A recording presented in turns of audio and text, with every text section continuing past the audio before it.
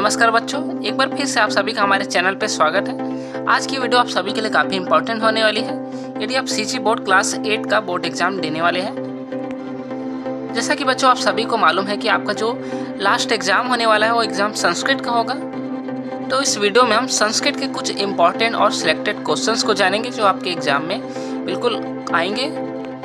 क्योंकि जिस पाठ्य सामग्री से हम आपको क्वेश्चंस बताने वाले हैं उस पाठ्य सामग्री आपका प्रबोध है। प्रबोध का जो सैंपल पेपर है उसे आज हम देखेंगे, जानेंगे। यदि आप सभी ने इस सैंपल पेपर को लिया होगा तो भी से आप सभी के लिए वीडियो काफ़ी इंपॉर्टेंट है, क्योंकि इस वीडियो के माध्यम से हम क्वेश्चंस का एक्सप्लेनेशन भी करेंगे। किस प्रकार के क्वेश्चंस है, कैसे क्वेश्चंस को लिखना है, आप सभी को सारे चीज़ों को इस वीडियो में हम जानेंगे। और यदि आप सभी ने इस सैंपल पेपर को नहीं लिया है तो फिर आपके लिए सोने पे सुहागा वाली वीडियो हो जाएगी।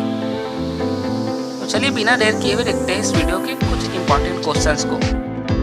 देखिए बच्चों, जैसा कि आप सभी को मालूम है कि आपके जो शुरुआती क्वेश्चंस होंगे 15 मार्क्स के वो वस्तुनिष्ठ प्रश्न के रूप में पूछे जाएंगे। तो आपका जो पहला प्रश्न है सही विकल्प चुनकर लिखिएगा। उसका जो पहला ही पॉइंट है उसे देखते हैं हम। कहा गया है इसमें फाल्गुनम गाए जाते हैं। तो आप यहाँ से देख सकते हैं हमारे पास कुल 4 ऑप्शंस हैं। चारों में से आपका जो फाल्गुन मास है वो बिल्कुल सही हो जाएगा। प्रश्न 2 है यहाँ पे अस्माकम राज्यम कीदृशम। इसका जो इन सारे ऑप्शंस में जो इसका सही उत्तर होगा हो जाएगा प्रजातांत्रिकम। तीसरा प्रश्न है एका अद्भुत वाद्ययंत्रम अस्ति। तो यहाँ से आप देख सकते हैं कि बांस होगा। प्रश्न 4 है इसमें अनुशासनम शब्द निर्मिता। अनुशासन जो शब्द है कैसे निर्मित हुआ है, यहाँ से आप देख सकते हैं कि अनुशास धातु से ये निर्मित हुआ है। तो सारे ऑप्शंस को आप देख सकते हैं, इसका जो उत्तर है वो भी आपके सामने है। चलिए प्रश्न 5 है नमति पुरुष वचन है। आप देख सकते हैं कि प्रथम पुरुष एक वचन। प्रश्न 6 सूत्र प्रश्न दे संधि प्रकार है। तो आपको इसका संधि बताना है। संधि जैसे कि आप सभी को मालूम है कि आपके पास यदि इस प्रकार का अनुस्वार होगा तो आप इसे विसर्ग संधि कहते हैं। तो बिल्कुल सिंपल है। यहाँ पे डॉक्टर राधाकृष्णन उपराष्ट्रपति कदा अवार्ड 1952 ईस्वी में वे उपराष्ट्रपति बने थे। चलिए प्रश्न 8 देखते हैं महारागी वाष्टा कस्य माता। आप देख सकते हैं शिव को उपासक की माता थी। यहाँ पे प्राज्ञाम की विभक्ति है। यहाँ पे प्राज्ञाम की जो विभक्ति यहाँ पे षष्ठी विभक्ति है। कुलिया का शब्दार्थ है यहाँ पे। तो कुलिया का अर्थ होता है नालिया। चलिए प्रश्न 11 उचित क्रियापद आपको यहाँ से बताने हैं। तो जैसे आपके पास है पक्षीड़ा, पक्षीड़ा का हो जाएगा कुजंती या फिर कुजती। तो इनमें से हमारे पास ऑप्शन को एक ही हमारा सही होगा। तो यहाँ पे कुजंती भी कुजती भी, तो पक्षीड़ा का होगा आपका कुजंती।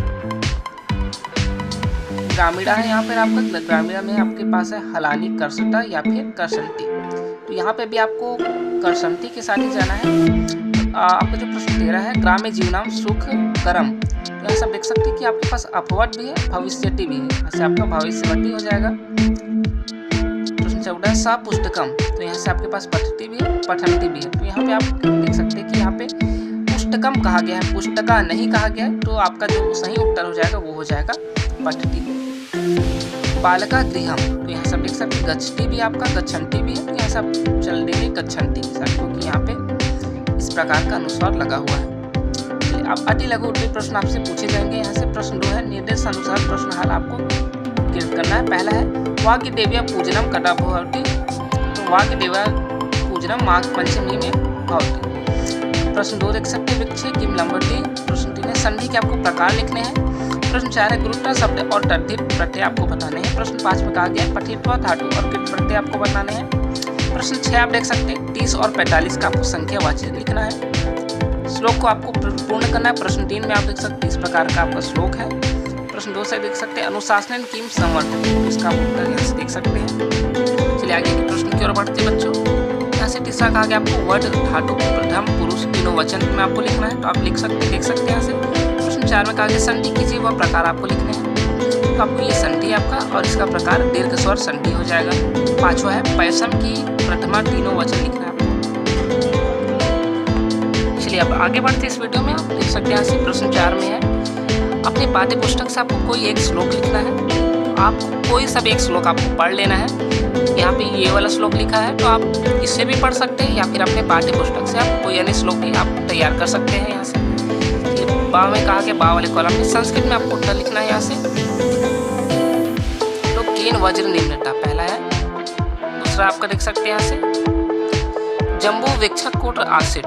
प्रश्न 3 है वाक्यों में आपको प्रयोग करना है। जैसे आपके पास इतस्ततः है, बालका इतस्ततः भ्रमन्ति, इस प्रकार से आपको वाक्यों में प्रयोग करना है। आपको इसके मीनिंग्स नहीं लिखने हैं। दूसरा है शरीरार्थ, शरीरार्थ भी आप लिख सकते हैं इसका भी। चलिए चौथी कॉलम में रिक्त स्थानों की आपको पूर्ति करनी है एम दिए गए शब्दों में से। तो आपके पास सौर मंडल है, ये बिल्कुल आपके पाठ्य पुस्तक है, आपने पढ़ा भी होगा। इसमें आप देख सकते हैं सौर मंडल में आपको एक ही आदित्य मतलब एक ही सूर्य मिलेगा, जबकि गगने धूमकेतुआ खलिष्ठान। तो यहाँ से आप देख सकते हैं सहस्त्र है और अष्ट विसर्ग, यहाँ से आप जाएंगे सहस्त्र के साथ 100 है क्योंकि। चलिए अब दीर्घवृत्तीय प्रश्न को देख लेते हैं। प्रश्न 5 का पहला कॉलम है ग्राम्य जीवनम के बारे में आपको 5 वाक्य लिखने हैं संस्कृत में। तो एक प्रकार से आप देख सकते हैं निबंध के रूप में आपका है, तो आपको केवल 5 ही वाक्यों में लिखना है। इस प्रकार से आपको अच्छे से प्रिपेयर कर लेने हैं। तो आपके पास बा कॉलम है सामासिक पद आपको बनाने हैं सीताराम का, माता पिता का, बालिका और बालका का, पत्रम पुष्पम का, देव और दानव का। तो दीर्घवृत्तीय प्रश्न सेकंड वाला आपका है प्रश्न 6 कॉलम का अपने प्रधानाध्यापक को संस्कृत में अवकाश आवेदन पत्र लिखना है आपको। तो आपको अवकाश के लिए आपको आवेदन पत्र लिखना, आपने प्रिपेयर भी किए होंगे, नहीं किया तो आप इसे बिल्कुल प्रिपेयर कर लीजिए, बिल्कुल 100% ही आएगा आपके एग्जाम में। ब कॉलम अगर देखें हम तो निम्न शब्दों में से संस्कृत में आपको एक वाक्य बनाना है। तो सारे आपको वाक्य ही बनाने हैं। पहले उष्मणा, सूर्योदय, परीक्षा, परोपकाराय, प्रतीयते और अवलोक्य। तो आप सभी के उत्तर यहाँ से देख सकते हैं। अब जो आपका अंतिम प्रश्न आने वाला है वो है किसी एक विषय पर आपको निबंध लिखना है। जैसा कि आप इंग्लिश में भी जानते हैं, हिंदी में भी जानते हैं, उसी प्रकार संस्कृत में भी आपको निबंध का प्रश्न जरूर आएगा। विद्यालय भी आ सकता है आपके पास, धेनु भी आ सकता है, उद्यानम भी आ सकता है। तो आप किसी एक के लिए अच्छे से प्रिपरेशन कर लीजिए। तो ये थी कुछ वीडियो जो आपके, तो ये थे कुछ क्वेश्चन जो आपके एग्जाम में पूछे जा सकते हैं।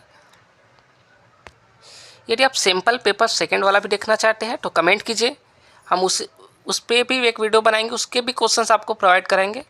खैर वीडियो अच्छी लगी होगी तो इसे ज़्यादा से ज़्यादा लोगों तक शेयर कीजिए, लाइक कीजिए, सब्सक्राइब कीजिए। मिलते हैं ऐसे ही नेक्स्ट वीडियो में।